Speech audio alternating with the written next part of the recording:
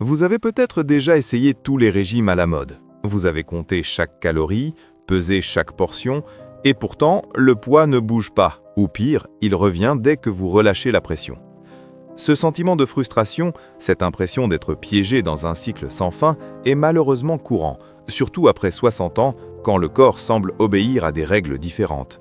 On nous dit de manger moins, de bouger plus, des conseils simples en apparence, mais qui, pour beaucoup d'entre nous, se transforment en une bataille quotidienne et épuisante. Et si je vous disais que la solution ne se trouve pas dans une privation extrême ou un entraînement éreintant, mais dans une approche plus subtile, ancrée dans un mode de vie que beaucoup envient? Et si je vous révélais qu'il existe un pilier fondamental, souvent oublié, qui pourrait transformer votre relation avec la nourriture et votre poids sans même que vous vous en rendiez compte? Restez avec nous jusqu'à la fin, car ce secret n'est pas ce que vous imaginez et il pourrait bien changer votre perspective pour toujours. Bonjour et bienvenue sur Sagesse Santé, la chaîne où nous cultivons ensemble l'équilibre entre la science moderne et la sagesse intemporelle pour vivre une vie pleine et autonome, quel que soit votre âge. Ici, pas de promesses irréalistes ou de solutions miracles. Notre engagement est de vous offrir des informations claires, basées sur des preuves, pour vous aider à prendre les rênes de votre bien-être. Nous savons que votre temps est précieux et votre santé inestimable. C'est pourquoi nous nous efforçons de simplifier les concepts complexes et de vous fournir des outils pratiques, accessibles depuis chez vous. Pourquoi tant de personnes échouent-elles à maintenir un poids sain, même en s'efforçant de suivre les conseils habituels? Imaginez Marie, 68 ans, une femme pleine de vie, active, mais qui a toujours lutté contre quelques kilos en trop. Elle a testé le régime faible en glucides, puis celui sans matière grasse et même des jeûnes intermittents. Au début, les résultats étaient là, encourageants. Ses proches la félicitaient, elle se sentait plus légère. Mais invariablement, après quelques mois, la motivation s'effritait. Les restrictions devenaient insupportables, les envies irrépressibles. Un petit écart, puis un autre, et le poids perdu revenait, souvent accompagné de quelques kilos supplémentaires. Marie se sentait coupable, découragée, et finissait par croire qu'elle manquait de volonté. Ce n'est pas un manque de volonté, Marie, c'est le système qui est souvent contre-intuitif. Nous sommes conditionnés à penser que la perte de poids est une équation mathématique simple, moins de calories ingérées, plus de calories brûlées. Mais le corps humain est une machine bien plus sophistiquée qu'un simple calculateur. Il réagit au stress, aux émotions, à la qualité de notre sommeil et surtout à notre environnement. Les régimes restrictifs créent souvent un sentiment de privation qui peut se transformer en obsession et mener à des compulsions.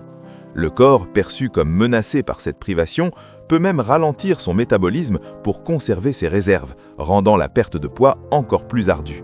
C'est un cercle vicieux. Alors, quel est ce fameux secret français qui semble permettre à tant de personnes de savourer la vie sans prendre de poids, même en vieillissant? Ce n'est pas un ingrédient magique ou une pilule miracle, c'est une philosophie, une approche globale de l'alimentation et de la vie que nous allons décortiquer en 3 points essentiels. Premièrement, la sacralisation du repas. En France, manger n'est pas qu'un acte physiologique, c'est un rituel. On ne mange pas devant la télévision, en marchant ou en travaillant. On s'assied, on prend le temps. Le repas est un moment de partage, de plaisir, souvent en famille ou entre amis. Pensez-y. Lorsque vous êtes assis, concentré sur votre assiette, vous êtes plus à l'écoute de votre corps. Vous dégustez chaque bouchée, vous appréciez les saveurs, les textures. Cela permet d'atteindre plus facilement la satiété. C'est ce que l'on appelle l'alimentation en pleine conscience. Plutôt que d'engloutir rapidement, nous apprenons à ralentir. C'est comme écouter une belle musique. Si vous la mettez en fond sonore pendant que vous faites autre chose, vous n'en percevez pas toutes les nuances. Mais si vous vous asseyez, fermez les yeux et vous concentrez, l'expérience est transformée. De même, un repas savouré lentement permet à votre cerveau d'enregistrer les signaux de satiété que votre estomac lui envoie. Ce processus prend en moyenne 20 minutes. Si vous mangez en 10 minutes, votre cerveau n'a pas le temps de dire « stop » avant que vous n'ayez mangé plus que nécessaire. Deuxièmement, la qualité avant la quantité. Les Français privilégient les produits frais, de saison, souvent locaux. Le supermarché est un complément au marché hebdomadaire. Il y a une culture de la bonne cuisine, du fait maison. Cela ne signifie pas que tout le monde est un chef étoilé, mais l'attention portée aux ingrédients est primordiale. Les plats sont souvent moins transformés, contiennent moins d'additifs, de graisses saturées et de sucres cachés que les aliments industriels. Imaginez un jardinier qui choisit ses graines. Il ne va pas prendre n'importe lesquelles, il va chercher celles qui donneront les plus beaux fruits, les plus nutritifs. C'est la même chose avec l'alimentation. En choisissant des aliments de qualité, riches en nutriments, vous nourrissez votre corps en profondeur. Vous avez moins de fringales, car votre corps reçoit ce dont il a vraiment besoin. C'est une question de densité nutritionnelle. Un yaourt nature entier, un fruit frais, un morceau de fromage de qualité, une tranche de pain complet apportent une satisfaction bien plus grande et durable qu'un paquet de gâteaux ultra transformés, même s'ils ont le même nombre de calories affichées. Troisièmement, la modération et l'absence de culpabilité.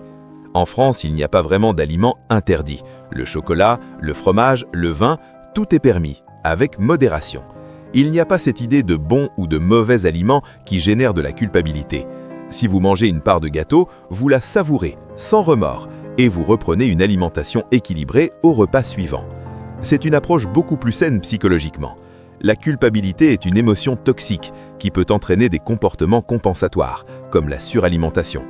Si vous interdisez totalement le chocolat, par exemple, l'envie peut devenir si forte que vous finissez par craquer et en manger une tablette entière. Alors que si vous vous autorisez un petit carré de chocolat de temps en temps, vous contrôlez mieux votre consommation. C'est comme une rivière. Si vous essayez de la bloquer par un barrage, la pression s'accumule et elle finit par déborder avec force. Mais si vous la laissez écouler naturellement, elle reste calme et prévisible. Maintenant, comment appliquer ces principes dans votre quotidien, même si vous n'êtes pas en France? Voici 3 étapes pratiques pour commencer dès aujourd'hui. Premièrement, réapprenez à vous asseoir pour manger. Éteignez la télévision, posez votre téléphone, transformez chaque repas en une petite pause sacrée. Prenez le temps de dresser joliment votre assiette, même si vous mangez seul. Mâchez lentement, posez votre fourchette entre chaque bouchée. Concentrez-vous sur les saveurs, les arômes. Cela peut sembler simple, mais c'est un changement puissant. Deuxièmement, privilégiez les produits bruts. Faites un tour du marché local, choisissez des fruits et légumes de saison. Optez pour des viandes de qualité, des poissons frais, des légumineuses. Réduisez les aliments ultra transformés de votre panier. Lisez les étiquettes et cherchez les listes d'ingrédients courtes et compréhensibles.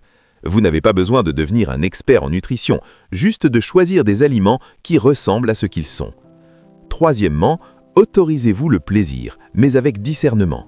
Si vous avez envie d'un dessert, prenez-en une petite portion, savourez-la pleinement et n'en parlez plus. Ne vous flagellez pas. Le chemin vers un poids sain est un marathon, pas un sprint. Il y aura des jours où vous mangerez moins bien, ce n'est pas grave. L'important est la tendance générale, pas la perfection. C'est cette acceptation, cette absence de jugement qui est le véritable secret pour ne pas grossir, même après 60 ans. Le pilier oublié dont je vous parlais au début, c'est précisément cela, la pleine conscience, la qualité et la modération ancrées dans un plaisir non coupable. Bien sûr, cette approche n'est pas une baguette magique. Elle ne remplace pas un suivi médical pour des conditions spécifiques comme le diabète ou l'hypertension, ni ne solutionne pas les problèmes hormonaux complexes. Si vous souffrez de troubles alimentaires, il est essentiel de consulter un professionnel de santé spécialisé. Cette philosophie est un complément, une base saine pour votre quotidien. Elle fonctionne mieux pour ceux qui cherchent une approche durable, un rééquilibrage de leur relation avec la nourriture plutôt qu'une solution rapide et temporaire. Elle demande de la patience et de la régularité comme toute habitude saine que l'on souhaite ancrer.